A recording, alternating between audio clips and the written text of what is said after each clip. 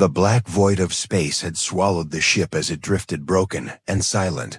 And when the alien woman opened her eyes, she felt a deep weight pressed down on her chest, as if the whole universe had collapsed upon her body, and she realized at once that she had survived a terrible crash that should have taken her life. And she tried to move, but every muscle screamed with pain and every breath cut into her ribs, and she knew her body was wounded, though not yet broken beyond use, and the silence around her was too heavy to be ignored, for there were no voices of her people, no sound of engines, no signal of rescue, only the dead air of a barren world that gave nothing back to her ears. She forced herself to rise, and the twisted wreck of her ship spread out before her like the bones of a giant beast, shattered and useless, and the flames that once lit the sky were gone, leaving behind scorched metal and smoke that thinned in the cold breeze of the world. And when she looked further, she saw no forests, no oceans, no mountains, only an endless field of ash-colored rocks and flatlands that reached out to the horizon without mercy. And it was then that she realized she was alone, truly and completely alone, on a planet that did not speak. Her hand pressed against her side, and she felt the wetness of blood and the sharp edge of broken armor, and she thought that perhaps she had only hours left to live. If the wounds did not take her, then the hunger or thirst would. But worse than that was the emptiness of the planet, for there was no life, no wind, no cry of birds, no rustle of trees, only a silence so thick that it pressed against her ears like a heavy weight, and she wanted to scream just to break it, but even her voice failed her. The memory of the battle still burned in her mind. She had been a pilot, proud and sure, and her people had always believed themselves stronger than all others. They had spoken of humans as weak creatures, fragile and soft and unworthy of fear, and she had believed it, as they all did, until the moment came when fire tore through her ship, and the stars spun out of control, and she fell down and down into this grave of dust where pride meant nothing and strength could not heal her broken body. She searched the wreck for supplies, but most of it was ruined. The rations burned, the water gone, the beacon crushed beyond repair, and the air supply leaking slowly from shattered tanks. And she felt her heart sink deeper with every discovery, for she could not survive long without help, and no help was coming from her own kind, because the silence of the stars told her no one had heard her fall, and no one cared to search these empty skies. Still she walked, limping and bleeding, dragging her body across the dust in search of something, anything that could give her hope. And though the light of the sun above burned her skin, she did not stop, for fear that if she stopped she would never rise again. And her mind began to wander into shadows of despair, telling her that this planet was her tomb, and that she would die nameless and forgotten, far from home, far from anyone who might mourn her. Hours passed, or perhaps days, she could not tell, for time was lost in the stillness. The silence never changed, and she began to hear her own heartbeat, as if it was the last sound that still belonged to her. And when the tremors began, she thought at first that her mind was playing tricks, for the ground beneath her feet gave a faint shiver, as though something deep below had stirred. But when the shaking faded, she told herself it was nothing, only her weakness, only the fever of her wounds. She stumbled to a ridge, and there her eyes caught something that froze her breath, for upon the dust there were marks, not the random scars of falling metal, but lines in the sand, shaped by hands and feet, and though faint they were real, and they told her that someone else had walked here not long ago. And her heart leapt with a mix of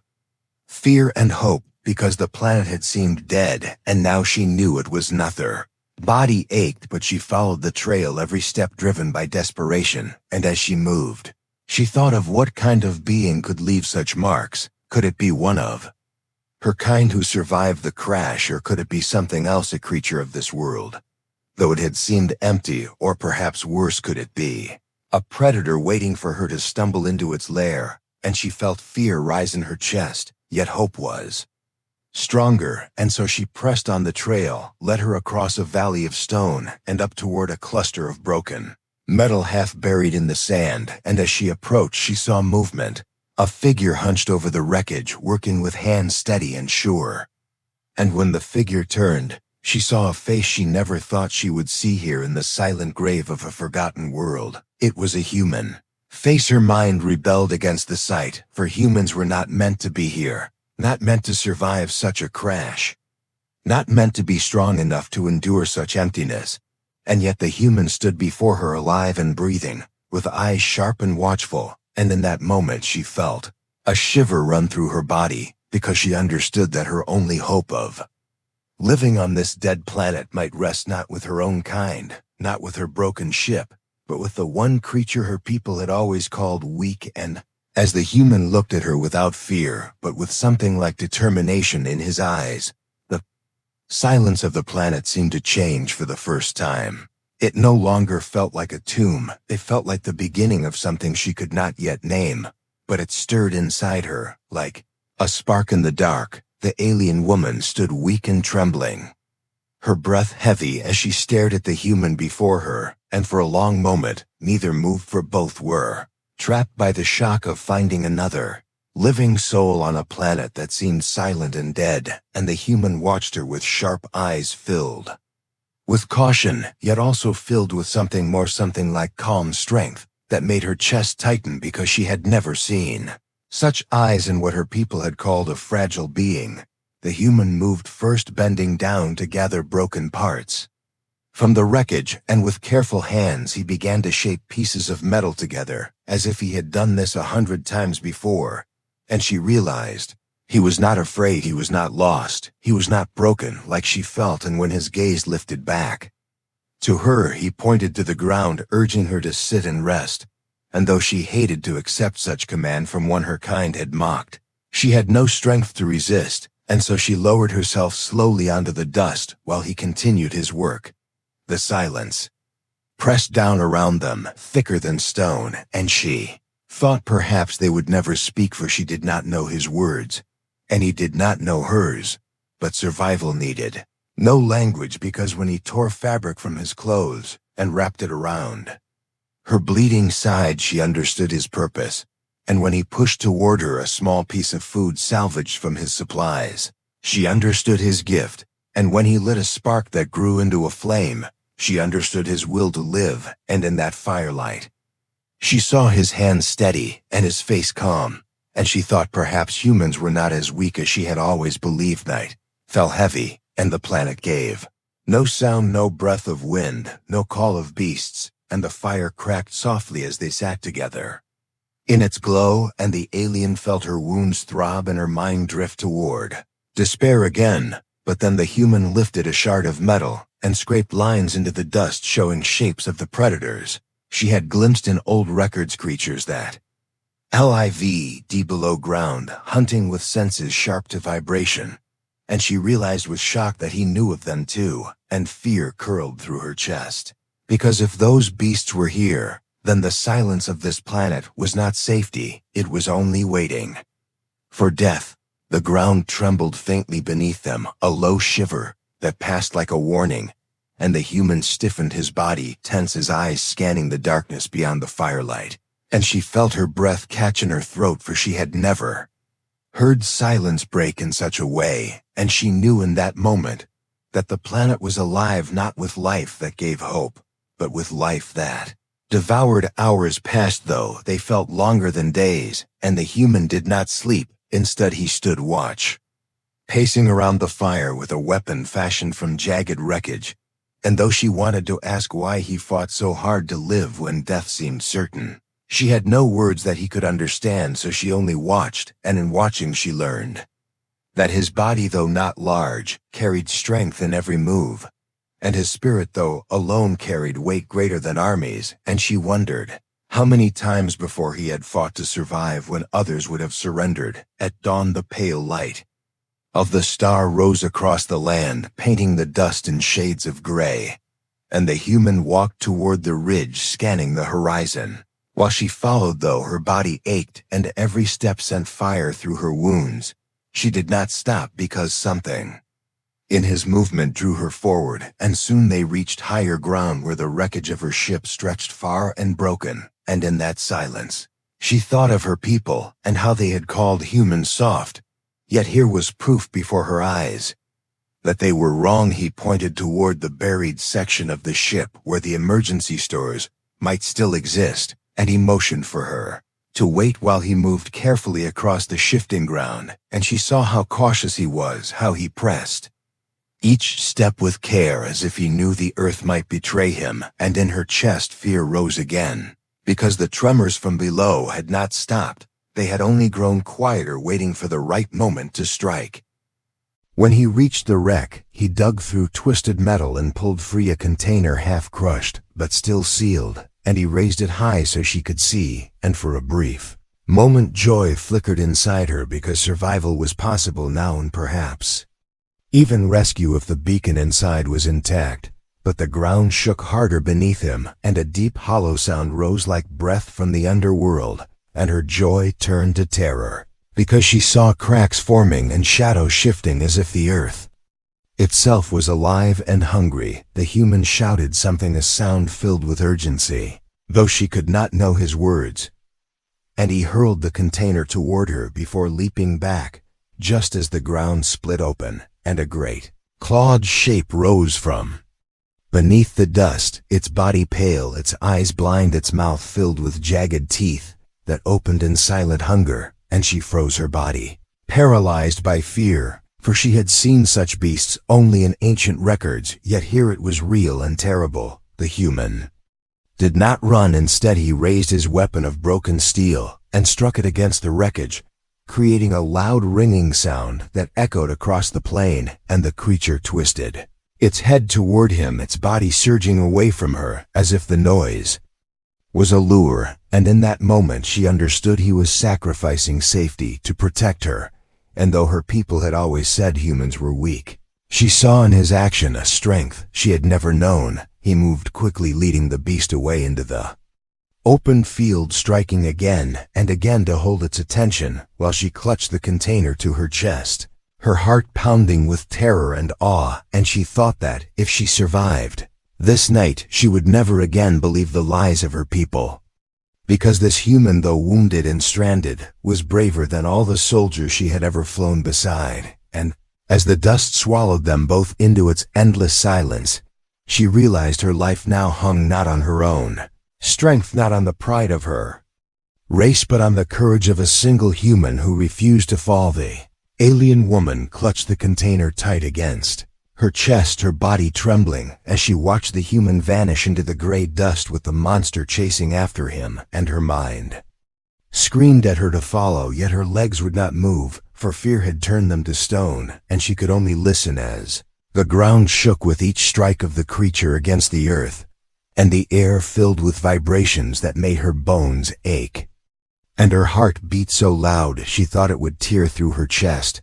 And still she could hear the sound of the human striking metal again and again, drawing the beast away from her. She stumbled forward, her strength nearly gone, but the thought of leaving him alone to fight such terror burned inside her, for though her people had always spoken of humans as weak and unworthy, she had now seen more bravery in him than in all the warriors of her own kind, and she could not let that bravery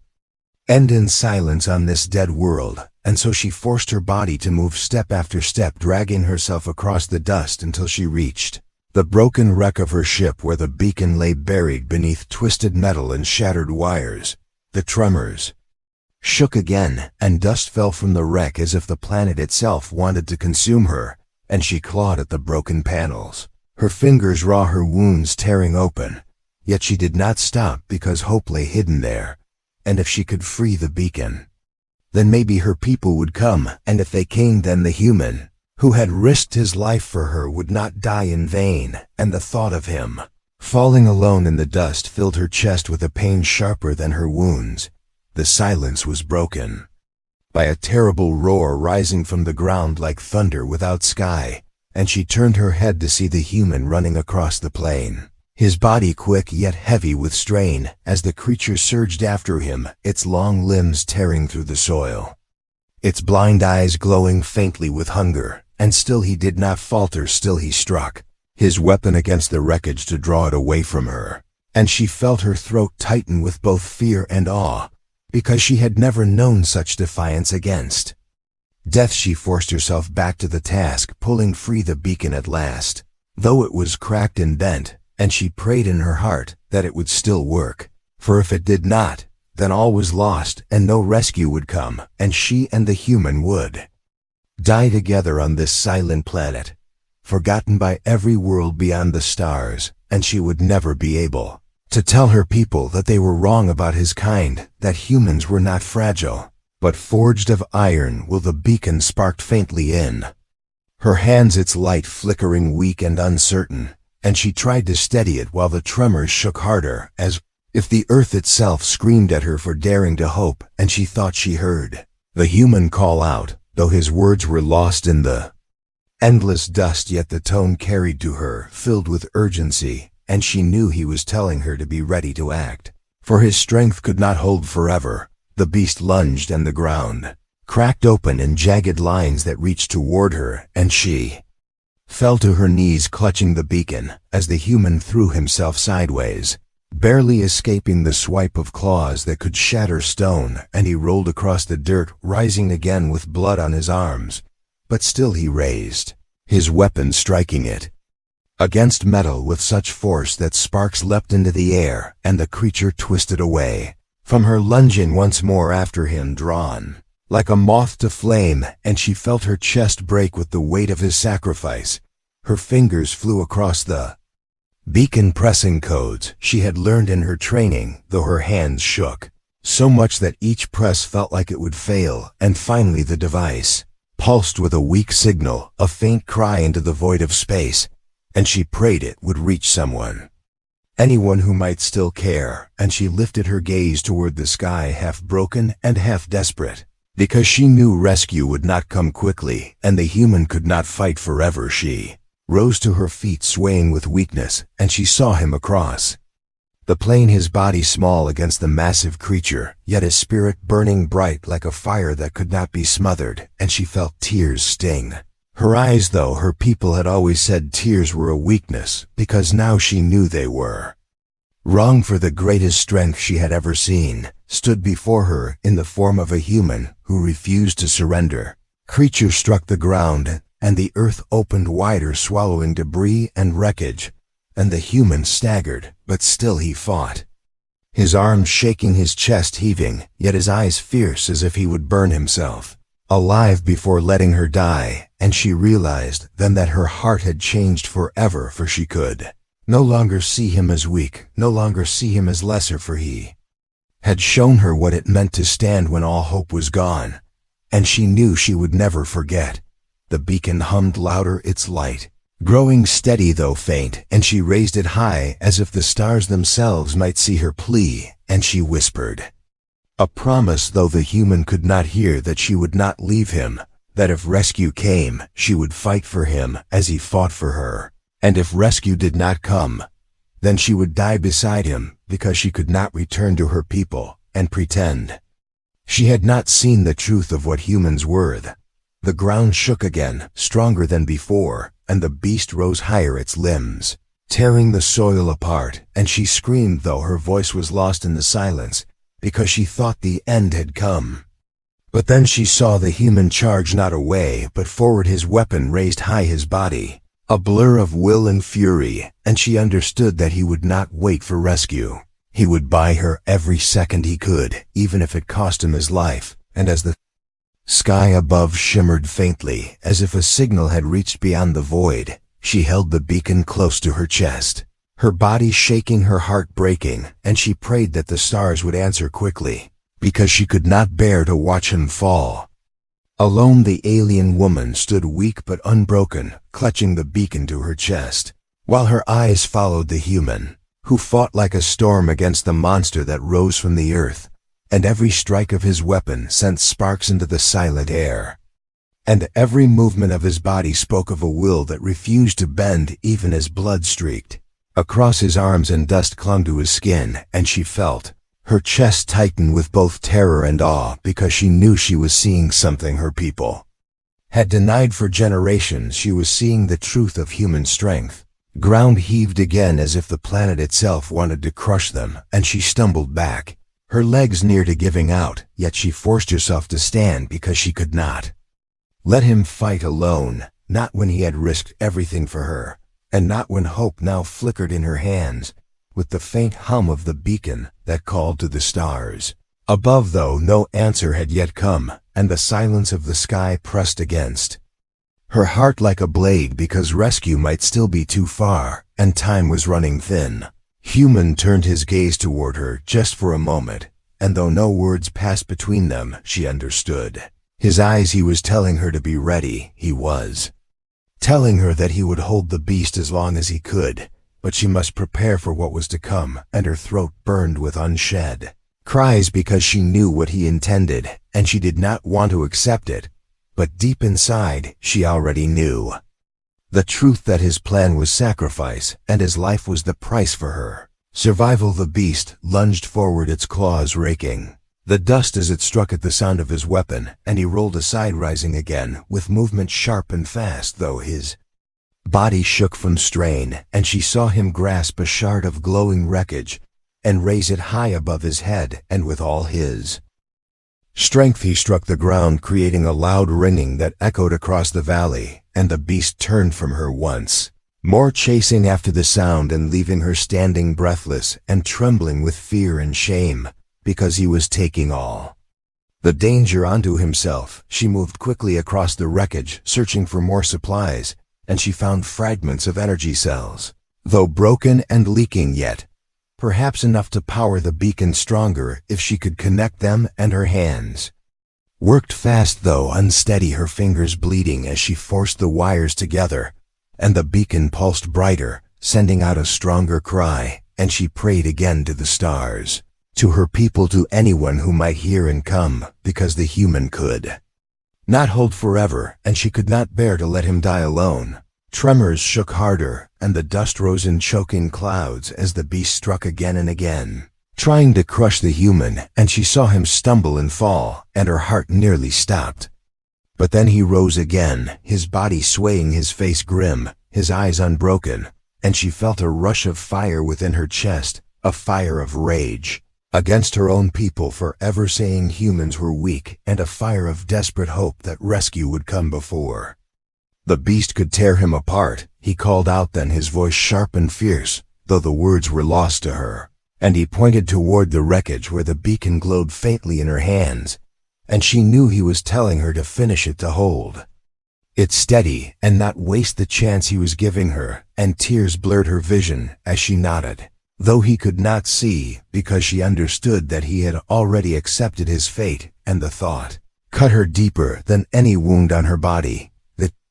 beast roared in silence, its mouth wide, its claws tearing open the ground, and the human ran to the side, leading it farther from her, farther from the beacon, and he moved with reckless speed, as if he did not care what happened to him, so long as she lived, and her chest broke with pain because she wanted to shout at him to stop, to come back, to let them face death together. Yet she knew if she spoke, she would only weaken his resolve, and she could not do that, for his courage was the only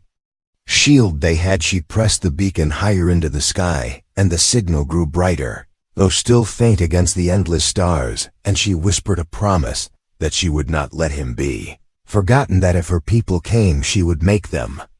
see what he had done, that she would make them understand that humanity was not weak and not fragile, but stronger than they had ever been, and that she would never let them take him as less than her equal. The ground split open wider, and she watched as the human leapt across the chasm, barely reaching the other side, his body rolling in the dust, his weapon clattering against stone, and for a heartbeat she thought he would not rise again. But then he pushed himself up, staggering yet unbroken,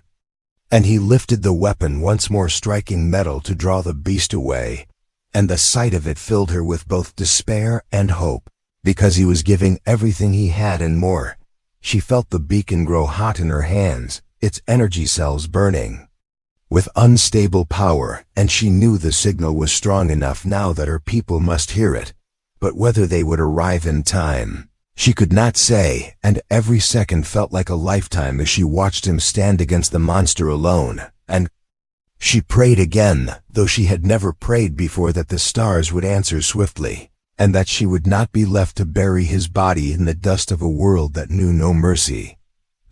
Silence of the planet seemed to pulse with the echo of his strikes,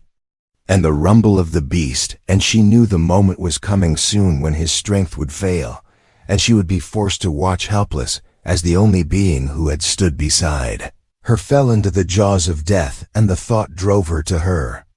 knees, her body shaking as she clutched the beacon and begged in her heart for rescue to come. Now, not later, not tomorrow, but now. And as the sky above shimmered faintly with a light that did not belong to the sun, her heart leapt with desperate hope, because she thought she saw the shadow of ships breaking through the void, and she held the beacon higher, her voice raw as she cried to them, though her words were lost in the silent air. And she prayed that they would see him too, that they would not leave him behind, because without him she would already be dead, and without him her soul would never rise again. Sky broke open with a faint shimmer, and the alien woman raised the beacon high, her arms trembling with weakness and hope as she saw the shapes of ships cutting through the endless silence above, and her heart pounded with relief and fear, because rescue was near. Yet the human still fought below her in the dust, his body staggering, his weapon clashing against metal to draw the beast away, and she knew that if they did not arrive in time, he would be gone before she could call to them. The beast roared in silence, its jaws wide, its limbs crashing against the earth as it lunged once more at the human, and she screamed, though her voice was swallowed by the still air, because she thought he would not rise this time. His body fell hard against the ground, his weapon slipping from his hands, and her chest shattered with terror. But then she saw him push himself up again, his body broken, yet his spirit burning brighter than the fire of the sun, and she felt tears fall across her face, because she understood that no being had ever shown such will before. The ships drew closer, and she waved the beacon with all her strength, and the signal pulsed into the void, until at last the light of their engines burned across the plain, and the ground shook as they descended, and she thought her heart would break with joy, because she would not die forgotten in the dust. Yet fear gripped her still, because she knew her people would see the human, and perhaps they would not take him, perhaps they would leave him behind to the silence and the beast, and she could not allow that, not after all he had done for her. The beast lunged again, and the human rolled aside, his body too weak to rise fast, but still he fought. Still he dragged himself across the dirt, striking stone with his bare hands to make sound to hold the attention of the monster, and her chest filled with rage at the cruelty of fate that he should give so much while she could only watch, and she swore in that moment that she would not let him be abandoned, that if her people came for her alone, she would refuse them, because she would rather die with him than live without him. The ships landed, their metal wings spreading wide, and soldiers poured out their weapons glowing as they formed lines across the plain, and the beast turned its head toward them, its blind eyes glowing with rage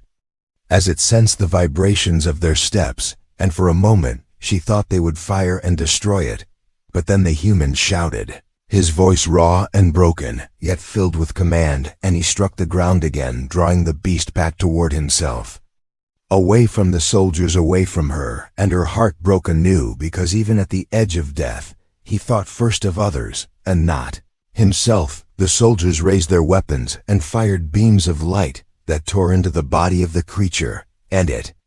shrieked without sound, thrashing against the dust as its body fell apart under the storm of fire, and at last it sank into the earth, broken and dead, leaving silence behind. And the alien woman ran forward, stumbling across the plain, her legs near to breaking as she reached the human, where he lay, his body covered in blood, his breath shallow, his eyes half closed, yet still filled with that unbroken fire. She fell beside him, clutching his hand, her tears falling onto the dust, and she whispered, though he could not understand, that she would not leave him, that she would fight her own people if she must. And when the soldiers came to lift her, she pushed them away and pointed to him, her voice sharp with command, and for a moment they hesitated, for he was human, and their kind had long been scorned. But she glared at them with such fury that they obeyed, lifting his broken body and carrying him with her onto the ship inside. The ship, she sat beside him, holding his hand while the medics worked their machines over his wounds, and she would not move. She would not let them take him away. And when one of the commanders asked why she cared for a creature her people had always dismissed, she raised her head and told them that he was the reason. She was alive, that without him, she would already be dead in the dust of that silent world, and that if they refused him, then they refused her as well. Commander was silent, his eyes troubled, because he had seen the battlefield below. He had seen the marks of the fight, and he had seen how the human had stood alone against the beast, while the alien woman lived because of him. And slowly he gave the order that the human would be treated as one of them, and not left behind, and relief washed through her chest, so heavy she thought she might collapse, for the battle for his life was not yet won, but at least he had a chance. The ship lifted from the cursed world, the silence falling behind as stars stretched before them, and she sat with her hand still gripping his, her heart heavy with sorrow and hope. And she thought of her people and the lies they had told, and she knew that when she returned, she would not be the same, for she had seen the truth. And the truth was this, that humans were not weak, they were not fragile, they were stronger than anyone could ever believe, not in body, not in weapon, but in spirit, in courage and sacrifice. Human stirred faintly, his eyes opening just enough to meet hers, and though his lips moved without words, she understood what he wished to say, because she could see it in his gaze. He was asking if she was safe, and she pressed his hand tight, whispering that yes, she was safe because of him. And then his eyes closed again, and he sank into rest while the medics worked to heal him, and she prayed silently that he would wake again and see the stars with her. People would question her, they would doubt her, they would argue that humans were still lesser, but she would stand against them with the strength she had learned from him, and she would tell them what she had seen, that when the silence of a dead world threatened to claim her life, it was not her people who saved her, it was not her strength or her training, it was the courage of a human who gave everything so that she might live, and that truth would echo louder than any silence could ever hold. The stars stretched wide before them. She held his hand and closed her eyes, and for the first time since the crash, she felt peace, not because she was safe, but because she was not alone, and because she knew that no matter what her people believed, she had seen the greatness of humanity, and she would carry that truth forever. The end.